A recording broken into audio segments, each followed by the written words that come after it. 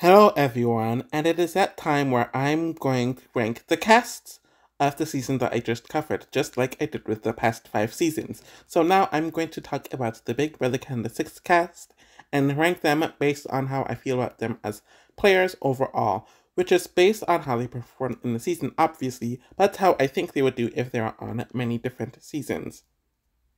The Abysmal tier is people who I think are some of the worst BBCAN players ever and wouldn't do well on any season. At 16th place is first boot Rosina. Unfortunately, she just continued the trajectory that all of the older women but Karen essentially go through in Big Brother Canada. She was not able to fit in with her cast personally and especially strategically, and it made her an easy target. She was also put in hell because she talked too much, according to Andrew, and by hell, I mean the hell team. She wasn't in any alliances from what we know, and it's possible that she could have been partially screwed over due to the Heaven and Hell twist, since it only left a select few people vulnerable for that week. She did have people like Andrew and Hamza vouching for her, but when people with no influence of the house is vouching for you to stay, that isn't a good sign, and I don't know if they are vouching for her because they wanted her in their alliance. She talked about making big moves in her speech, so that is good, I guess. Rosina also made it too obvious that she was rooting for Paris over Johnny in the first HOH competition, so when the latter won, of course it made her a very easy target. I don't see her doing well in any season that she is on. At 15th place is Veronica. She was lucky to skip the first week with how the Angel/Devil voting for the final 2 spots in the cast went. She was also given immunity in the second week, so the week that she entered the house with Marin, so that means that she got to skip out on the first 2 weeks technically. Her big personality rubbed people the wrong way almost immediately, and she cannot play under the radar even if she wanted to. She wanted to make a bunch of big moves and was very obvious with what was her plans, intentions, and was very oblivious with what was actually going on in the house, though she thought she knew all about what was happening. She got HOH-itis during Hamza's HOH week, despite her not being the actual HOH and having very little power. She decided to throw an unnecessary hinky vote in the Jessie boot to cause unnecessary drama, but she was so transparent about it, to the point where everyone knew it was her, and she gained absolutely nothing from it. She did not expect to be nominated by Erica, or that Ali and Olivia had it out for her as much as they did. She threw a bunch of pointless house meetings that brought more unnecessary attention on herself, and she accomplished nothing. Just with all of her very poor elements that she showed in the house, she wouldn't do well on most, if not any, season of Big Brother. At 14th place is Ryan. So he was on the outs in the first week and would have remained on the outs if he didn't win the second HOH. He could have potentially been in trouble then as well and could have been a target. He decided to nominate both of his closest allies when he won week 2 HOH in an attempt to integrate with the house, though all of them just made fun of him for making such a dumb move. He tried to backdoor Olivia eventually, but chose poor pawns that no one would veto or save over her, so he realized that he was duped well before his HOH run even ended. He was grouped in with the Right Room Alliance, but was never actually a part of it. After his HOH reign, he was left alone for the next few weeks, since there were much bigger targets and immediate threats than himself. He tried to use his super fandom as strategy to make it seem like he was better strategically and had some authority over the other house guests, which rubbed many of them the wrong way, though it was used to later target him. During his last few weeks, he was kept around mainly to piss off Dela, and he was eventually sent home because there was a bigger anti-Dela force beside him on the block in Johnny. He needed a twist to save him in week 6, and no one knew about the twist, so it wasn't even like it was something they could prepare for. And this caused him to make it to jury, when he would have been the final pre-juror otherwise. The Canada's veto twist was introduced during the week he was on the block, and the producers gave him a sympathy edit, knowing that Canada would want the veto used on him, just so their twist could happen. I don't see him doing well in any season he's a part of, since he didn't blend in socially, was horrendous strategically, was mediocre in competitions, and I think BBCAN6 was his highest ceiling as a player. And the final person in the Abysmal tier is Andrew. He was put in a tough spot with choosing how to handle the heaven and hell twist, but it doesn't seem like he handled it the best, since some of the people were actively annoyed with his apologies and decisions, and he wasn't as smooth with it as he needed to be, or wanted to be. I don't know much about his strategic prowess, since while it was smarter for him to keep Rosina, pushing it at the day of eviction when everyone already made their mind about it and not start the campaign earlier is a very poor move on his part. I don't even remember him campaigning heavily when he was on the block, and it was clear that he did not like most of the other house guests. He had this weird way of speaking to people, which either made him come off as threatening to some people or like he was trying to get sympathy from them as well. His own ally threw him on the block because it was an easy move and thought it would make it easier for him, as in Ryan, to get back in the good graces of the house, meaning that Andrew was even expendable to the people closest to him. Overall, his social and strategic lack of subtlety will most likely have him doing poorly on most seasons. Now we're moving on to the bad tier, and this is the tier of people who definitely aren't the worst of Big Brother players, and there might be one scenario where they do well, but in general they just don't have the qualities that makes them a good Big Brother player or makes them thrive whatsoever, and they actively have a lot of poor traits as well. At 12th place is Marin. So the only reason why he isn't in the Abysmal tier is because he is way too passive and isn't much of a standout, as Abysmal people tend to almost always actively make bad choices or are too much of an outlier to have much of a chance in the game or any version of Big Brother of a season. He had the advantage of coming into the house after the first eviction already happened and was given the advantage of being safe in the second week. This means that he was essentially able to skip 2 weeks of the game, but unlike the others who came in before and after him in a similar way on BBCAN, it did not become a positive element in the game for him, since he and Veronica had to lie about how they entered, and most of the house guests did not trust him whatsoever. While he was a nice person and was able to make some friends, he was really not in one of the huge alliances of the season, despite getting close to the White Room alliance. He was actually initially in the Red Room, and he could have used that to have solid relationships with both sides, but it never really happened. He was also very bad in competitions. People had a hard time reading him, and he wasn't notable strategically. He became a pawn in his last few rounds and was voted out because he was a complete non-threat, as Erica wanted to keep the bigger players in the game, and he was one of the most expendable out of the non-Red Room members, and just people in that house overall. At 11th place, I have Will. I actually thought he had a good social game at first. Most people from both sides liked him, and found his Newfie identity to be a very likable and enjoyable one, but as the season went on, what became charming to people at first caused people to see him as emotional, irrational, untrustworthy, juvenile, and just plain old immature. Strategically, he was horrible.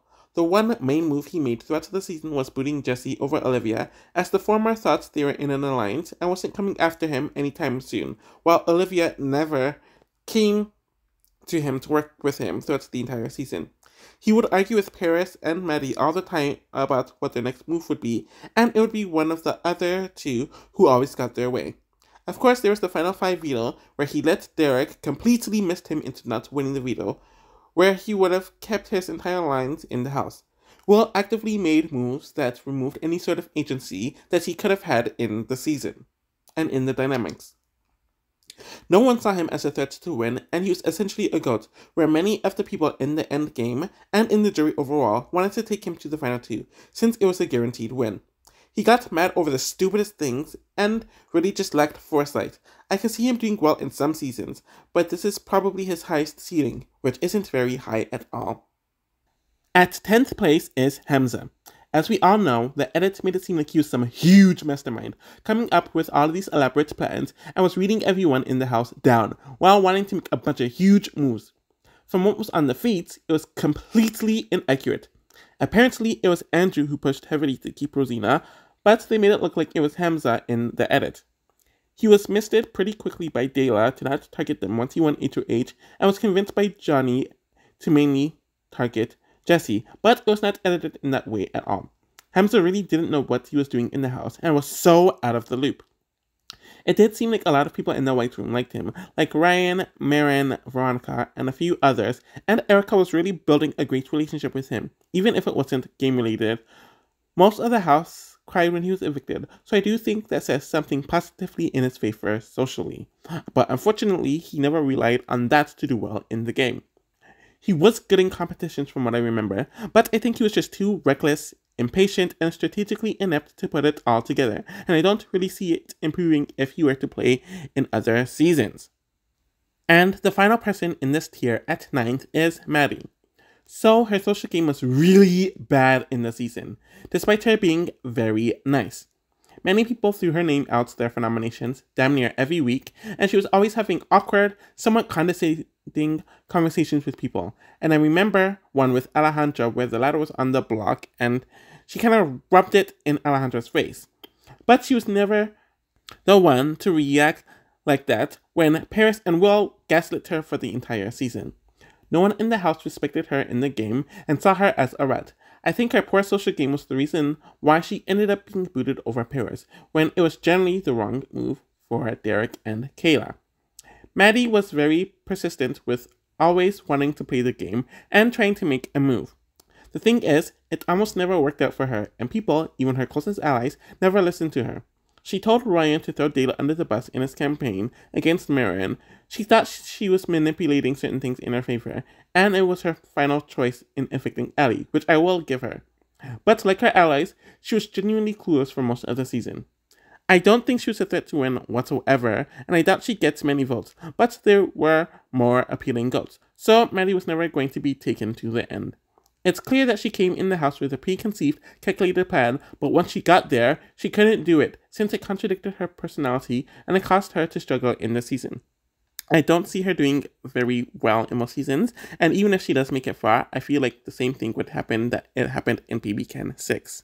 So we are going to move on to the potential tier, and I usually put people here who are either unfairly screwed over by many outside circumstances, so they didn't have a chance to prove themselves, or people who had some good qualities and some not good qualities, but are just either very inconsistent or there's not enough information. And I could see them doing well on some seasons and not on other seasons, but the information just isn't there. So they're kind of in this middle tier. There's only one person in this tier this season for me, and that is Jesse at 8th. I honestly don't think he did much wrong, despite his early boot. He seemed like he had a good social game, though he made his close allegiances with Paris, Derek, and Will very obvious to the house.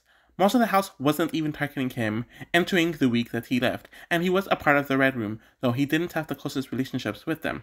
He didn't handle being on the block very well, I will admit that, though it was definitely over-exaggerated on the edit, since they wanted to make it seem like Hamza was justified and was making this master move. It took Jesse a while to campaign, which definitely bit him in the butt, and was one of the reasons why he couldn't flip the necessary votes.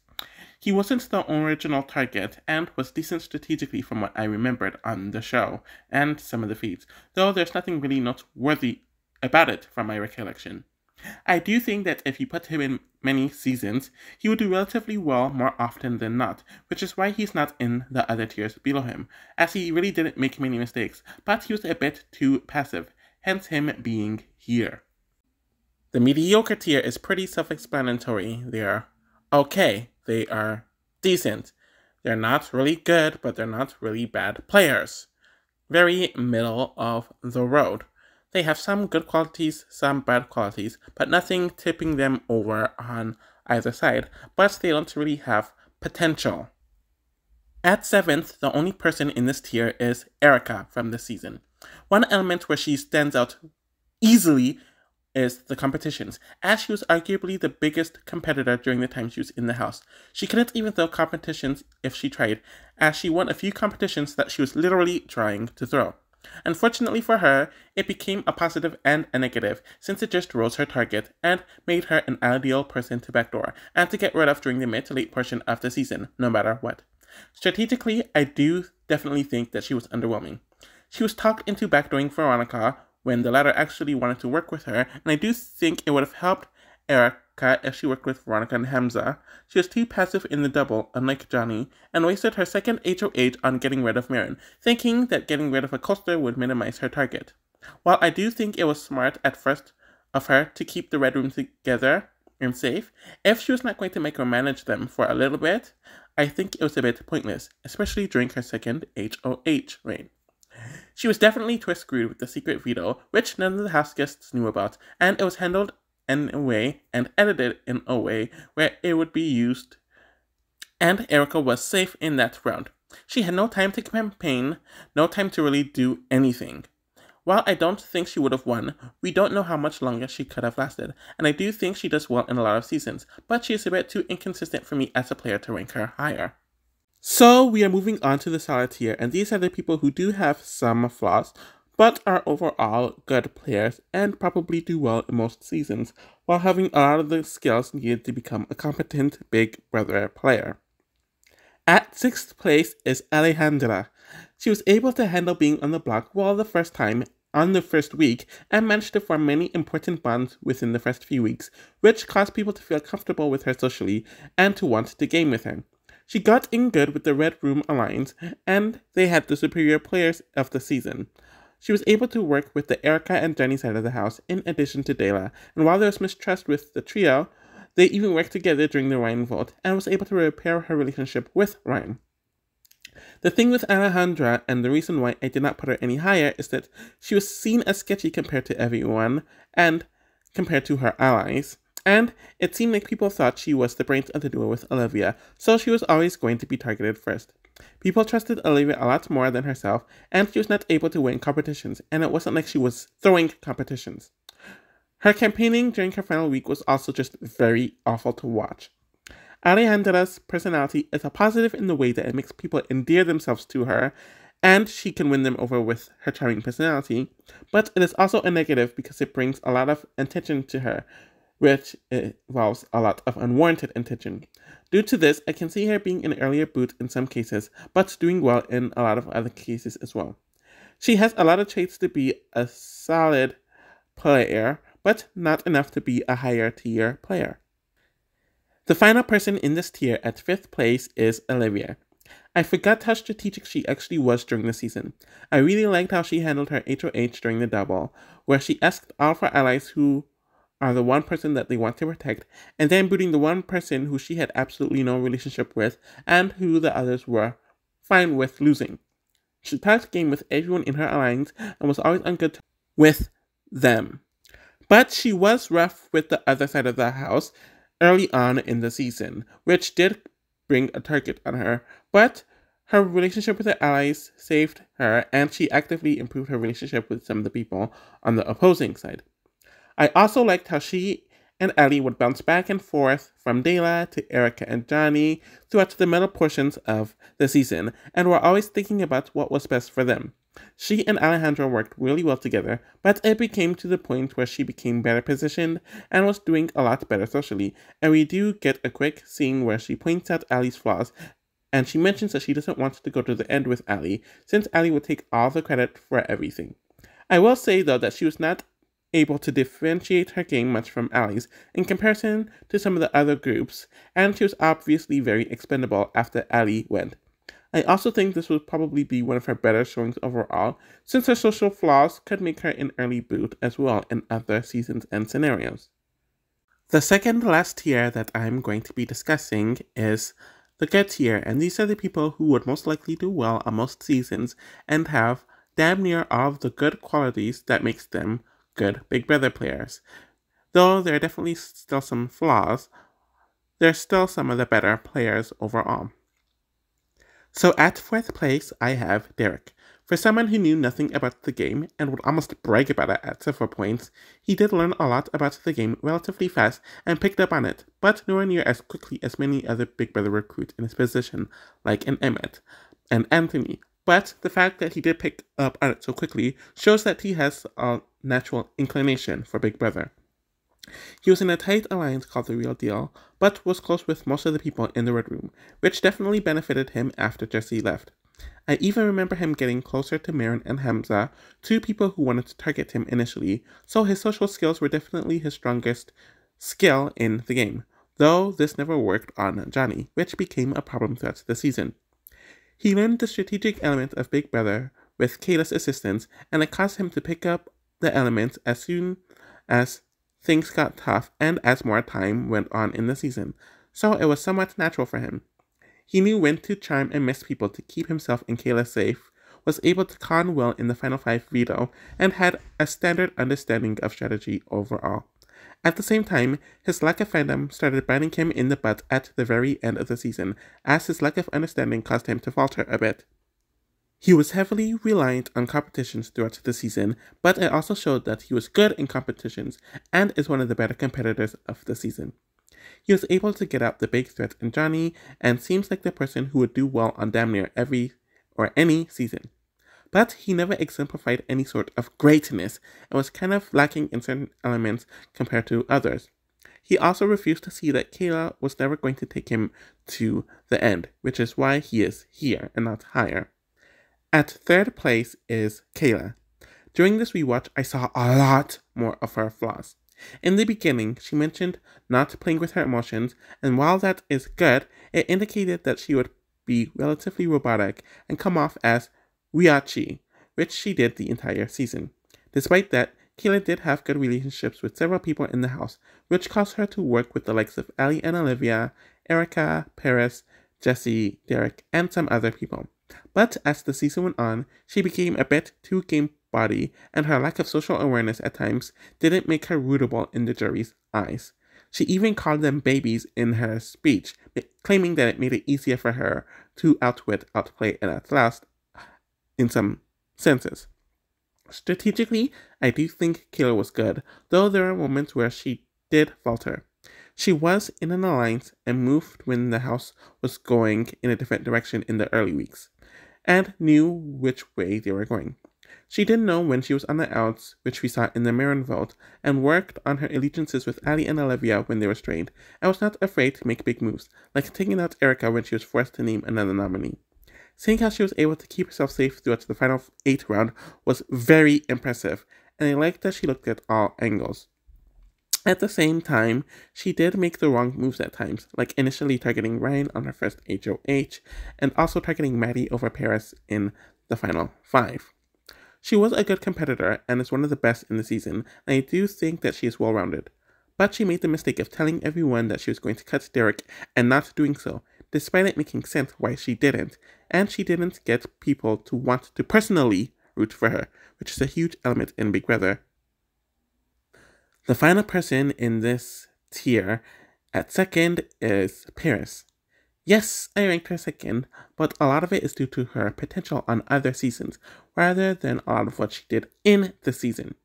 Socially, I do think she's one of the best, and most of the house guests felt good about her throughout the season, and it caused them to want to root for her to win, which is something many house guests actually miss out on when they're playing the game, and when they make it to the end and don't become successful at the end game.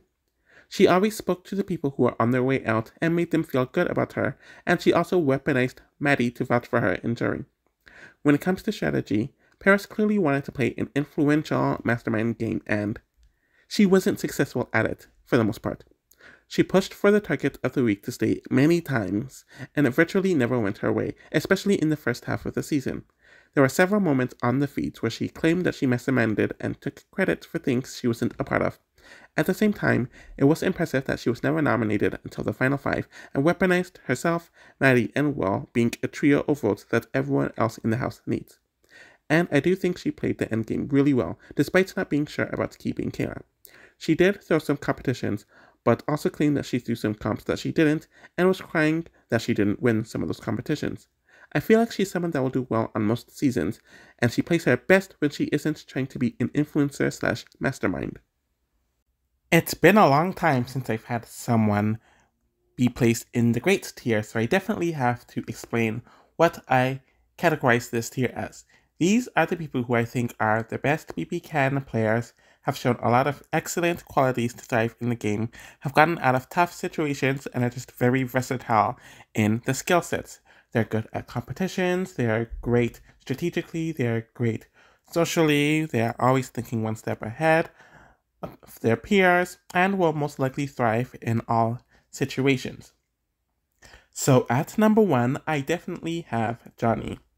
And he is easily the best player of the season. And while I expected that going into the season, I forgot how great he was just from watching the season and doing my research on things that were in the feed but weren't covered on the episodes, since that unfortunately happened a lot for Johnny.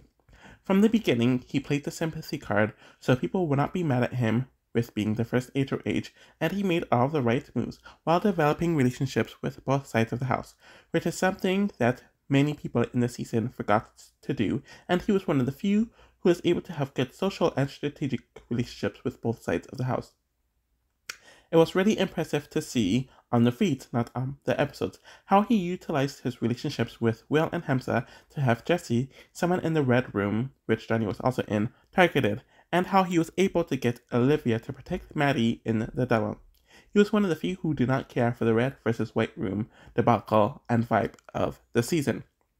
Of course, he is one of the best competitors of the season, which is almost forgotten about due to Erica's run in the first half of the season and Dayla's streak during the second half of the season. People didn't really target him due to his competitions, and it was never really much of a factor in his game, so he can go under the radar despite winning competitions and it not being brought up. But it does show that he is good at them. And Johnny's biggest move of the season wasn't even about competitions, but it was saving himself from certain eviction with just convincing people to keep him and making it seem like it's their idea. And he did this with two groups of people who are on complete opposite sides of the house. I will say that Johnny became a bit too laser focused on Derek and Kayla at times, and did get too emotional at times, but he always knew when and how to repair relationships, even with the people he did not like and was actively and openly feuding with. He did well because he was great socially, strategically, and competitively, and I don't really ever see him being an early boot on any season.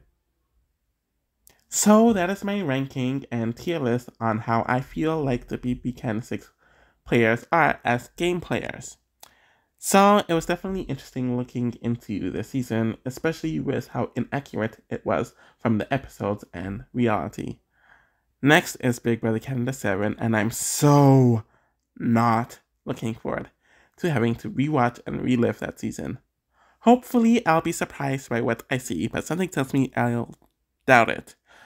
Thank you all for watching and supporting, and I'll be back soon. Take care!